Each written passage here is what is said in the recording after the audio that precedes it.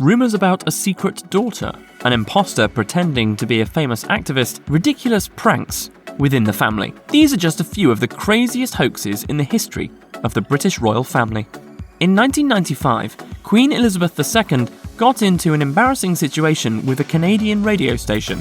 Pierre Brassard, a Montreal-based radio personality, impersonated then-Canadian Prime Minister Jean Chrétien and reached out to Buckingham Palace. A senior member of Chrétien's office assumed the Prime Minister wanted to brief the Queen on the upcoming vote for the succession of the Quebec province, and so scheduled the call with the Queen.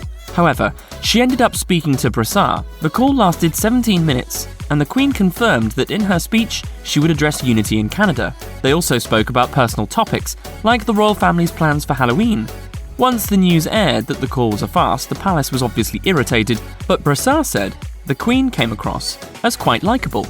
In a bizarre turn of events, Princess Diana got pranked in 1996 by radio personality Victor Lewis Smith, who pretended to be theoretical physicist Stephen Hawking. Lewis Smith pretended to first be Hawking's rep and called Buckingham Palace to speak to the princess, who was then unavailable. A few days later, Diana called back and spoke to Lewis Smith. The two exchanged pleasantries, and then Diana informed Hawking that she had read his book, A Brief History of Time, an opportunity that Lewis Smith didn't seem to want to pass up.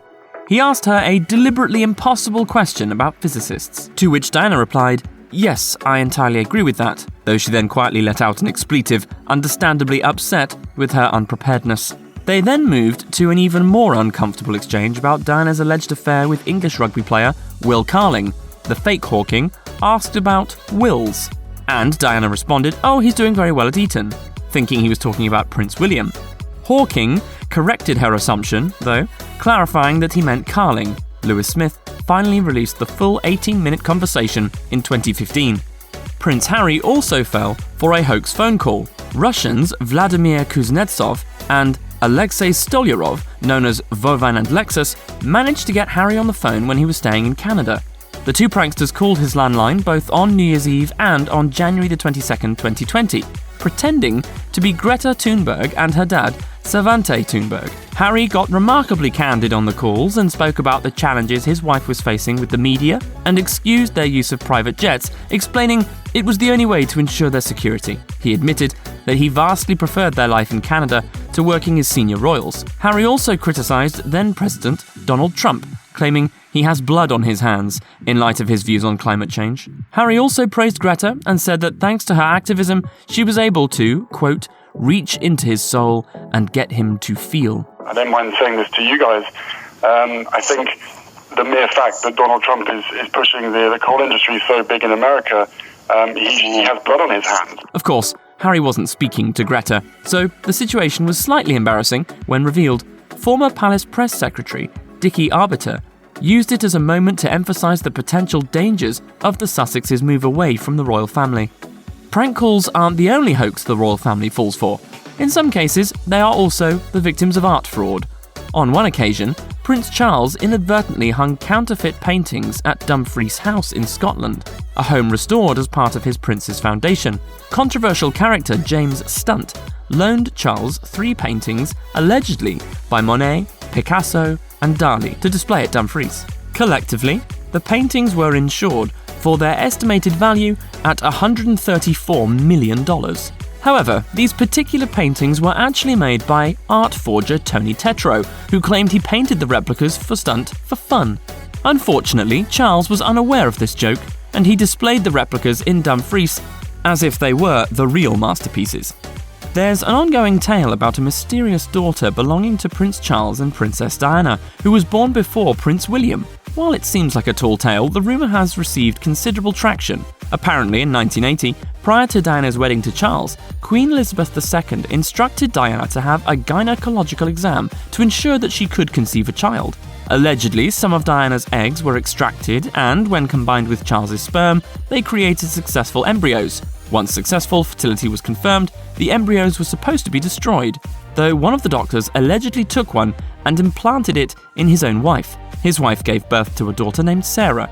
Shortly after Charles and Diana's show-stopping wedding in 1981, making her older than William. According to the Daily Mail, Sarah does take after Diana, and as a kid, the publication called her a dead ringer for the princess. Both of Sarah's parents died in a car accident, and Sarah later found a diary, allegedly, with the details of her secret origins. Rumour mills and tabloids made much of the story, even claiming that Kate Middleton had a secret meeting with Sarah. But, as the story goes, Sarah began digging into her past a little too intensely and received an ominous phone call. So she now lives in the United States under an alias.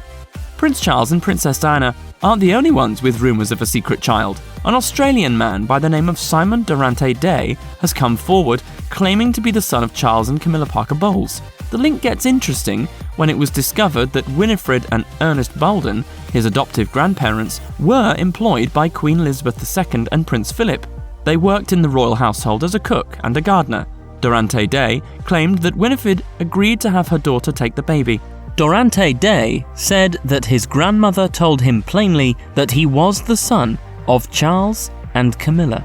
He also claimed to have memories of being in grand houses in Portsmouth with a blonde woman whom he believed to be Camilla. I could be wrong, and I've thought about that and how am I going to look in front of the world with egg all over my face that I'm wrong, but I don't think I am. Sophie, Countess of Wessex, operated a public relations firm called RJH with business partner Murray Harkin, and in 2001 they were duped into thinking they were going to land a contract with a Saudi prince. British journalist Mazer Mahmood pretended to be the Sheikh's assistant, and they met at the Dorchester Hotel in London to discuss the phony business deal. Mahmood secretly taped the conversations, and once they were exposed, both Sophie and Harkin got in trouble. During the conversations, Sophie spoke candidly about her political affiliations, a big no-no for the royals, and dissed then Prime Minister Tony Blair, calling him ignorant. She made fun of William Hague, who was the Secretary of State for Foreign Affairs in the United Kingdom. Despite this awkward experience, Sophie and Edward have risen above the mistakes of their past and come forward as key players in the royal family. Another conspiracy theory involving Kate Middleton revolves around the idea that Kate used a surrogate for her pregnancies and attended events with a fake baby bump. Others claim that Kate gave birth to her children days before making the public appearance outside of the hospital, giving her more time to rest and therefore look so refreshed. While Kate's appearance outside of the hospital was indeed inspiring, she did have a small postpartum bump after each of her 3 pregnancies, making the idea of the Cambridges using a surrogate far-fetched. Not all of the pranks and hoaxes the royal family has faced have been dark. When Prince Harry was just a little munchkin, he was allegedly a huge trickster around the palace. Once, he managed to get his hands on Queen Elizabeth II's cell phone and recorded a new automated message. The new message was, "Hey, what's up? This is Liz." A curious recording for those looking to reach the Queen of England. Princess Diana had the same prankster spirit and loved getting gag stocking stuffers. She once gave Harry fake dog poo. Harry was of course delighted with the gift and planned on using it on his grandmother, a plausible trick since she has numerous corgis. In one of the more unusual hoaxes involving the royal family, social media in late 2021 went wild with the story that Queen Elizabeth II had died. Influencers claimed the palace was keeping her death a secret, planning to unveil the news at a strategic time.